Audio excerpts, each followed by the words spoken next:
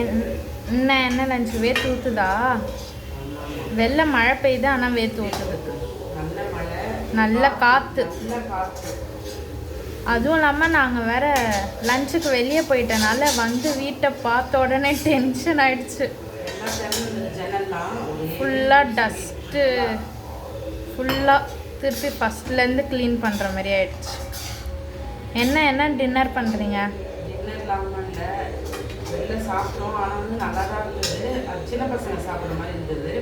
அப்படி இல்லை, சின்ன பசங்கன்னு இல்லை, நல்லா இருந்துச்சு எல்லாமே. ஆனாலும் வீட்டில் ஒரு டைமாவது சாப்பாடு சாப்பிட்ட மாதிரி இல்லைன்னா சாப்பிட்ட மாதிரி இருக்கு.